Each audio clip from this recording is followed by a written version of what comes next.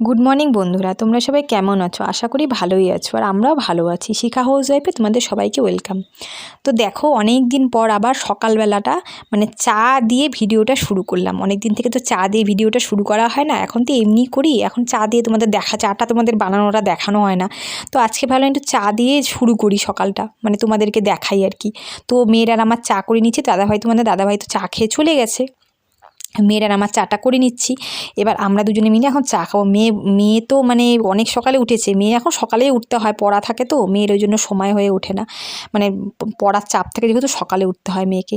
আর জানো তো, আজকে আমার সারাটা দিন যা চাপ যাবে না, তোমরা খালি দেখতে থাকো যে কী চাপের মধ্যে থাকি। সারা দিন আজকে প্রচুর কাজের চাপ আছে, প্রচুর।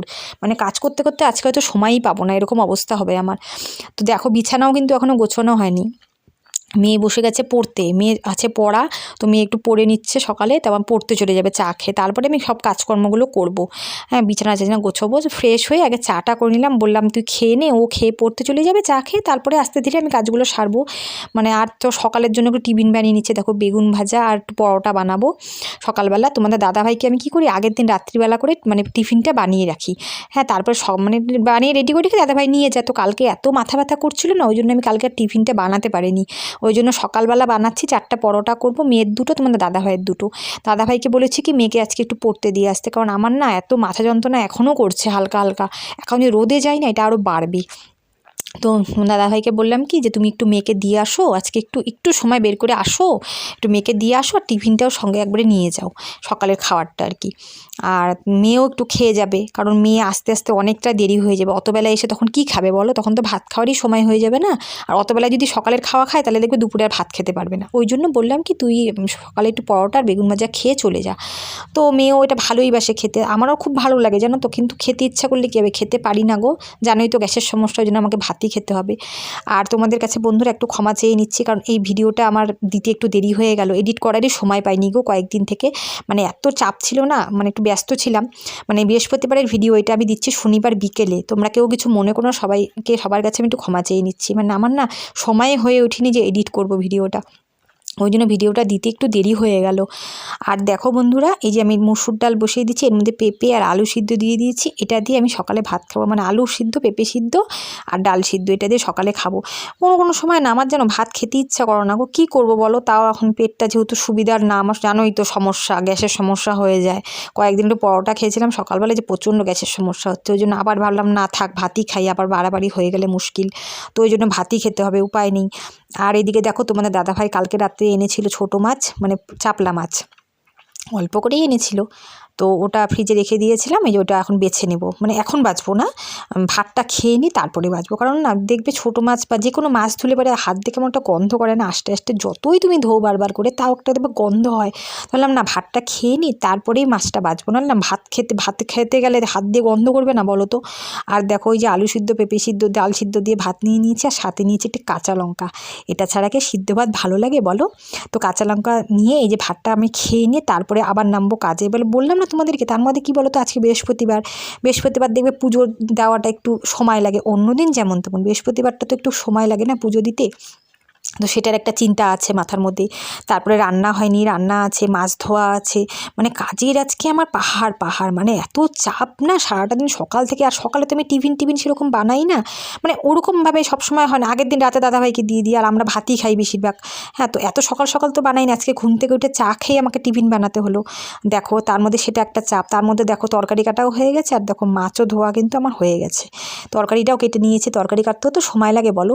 আর আজকে একটু পেঁয়াজ রসুন দিয়ে ডালটা, মসুর ডালটা সোমবার দেবো। সবসময় তো পেঁয়াজ রসুন আমি দিই না, আজকে ইচ্ছা করলো একটু পেঁয়াজ রসুন দিয়ে খাবো, তো ওই জন্য আজকে ভাবলাম তাহলে একটু পেঁয়াজ রসুন দিয়ে ডালটা সোমবার দিই।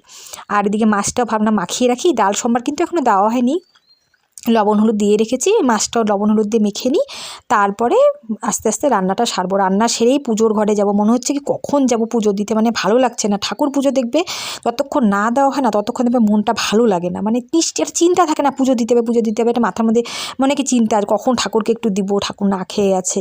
আর বৃহস্পতিবারে পুজো তো জানোই সবারই একটু সময় লাগে। হ্যাঁ, তো ওই জন্য না আজকে বললাম না, সকাল থেকে ওটা আমার এই যে চাপ শুরু হয়ে গেছে, মাথার মধ্যে চাপ, চিন্তা যে কখন কি করবো, আর সারাটা দিন আজকে চাপের মধ্যেই যাচ্ছে। দেখতেই তো পারছো তোমরা, একের পর এক করেই যাচ্ছি, একটু বসার সময় পাইনি জানো তো, এতটা মানে তাড়াহুড়ো করে কাজ করছি আজকে। কোনো দিন হয়ে যায় যে কোনো দিন দেখবে কাজের চাপ থাকে, তখন দেখবে তাড়াহুড়োই লেগে যায়, উপায় থাকে না। আর দেখবে চাপলা মাছ তোমাদের কার কার মানে ছোটো মাছ তোমাদের কার কার ভালো লাগে খেতে বলো তো, মানে কমেন্ট করো আর কি। আমার তো খুব ভালো লাগে, তোমাদের দাদাভাই ভালোবাসে, মেয়েও খায়, মেয়েও আগে খেতো না ছোটো মাছ, এখন মেয়েও খায়। কিন্তু না বলো তো কি, ওই বাছার ঝামেলার জন্য না আমি না আনতে না করি, যে বাছা কাটা খুব ঝামেলা গো। ছোটো মাছ দেখবে সময় লাগে, অনেকটাই সময় লাগে, বাছতে ধুতে কাটতে প্রচুর সময় লাগে। ওই জন্য না আমি সেরকমভাবে আনতে দিই না, না ছোটো মাছ আনতে হবে না, থাক তুমি বড়ো মাছই আনো, যখন করে আর কি আনি। আর মাছ চচ্চড়িটা দেখো মোটামুটি আমার কষানো হয়ে এসছে, আর একটু কষিয়ে একটু সামান্য একটু জল দেবো, একদম চচ্চড়িতে তো বেশি জল দিতে হয় না, মানে তাহলে কি হয় একদম কেমন জানি হয়ে যায়, গলা গলা হয়ে যায়, তো ওরকম ভালো লাগে না, তো হালকা একটু জল দেবো। তারপরে আমার কমপ্লিট, মুসুর ডালটাও সম্বাদ দেওয়া আমার হয়ে গেছে। তো সবসময় সব কিছু তো আর ভিডিও করে ওঠা হয় না, জানোই তো, একা হাতে করতে হয় না, খুব অসুবিধা হয়, মানে ফোন ধরে একা হাতে রান্না করা জানোই তো অসুবিধা হয়ে যায়। তো দেখো আমার রান্নাবাড়ি কিন্তু কমপ্লিট। এবার ডালটা দেখো, ডালটার কালারটা কি সুন্দর এসেছে না, দারুণ লাগছে কিন্তু, মানে খেতেও কিন্তু দারুণ টেস্ট হয়েছিল ডালটা, মানে রসুন সম্বার দিয়ে ডাল করলে কি ভালো লাগে না বলো। আর দেখো চচ্চড়িটা দেখেছো কেমন হয়েছে গো বন্ধুরা, চচ্চড়িটা তোমরা একটু কমেন্ট করে জানিও তো আমাকে, যে চচ্চড়িটা দেখতে কেমন হয়েছে, সবাই আমাকে জানাবে কিন্তু।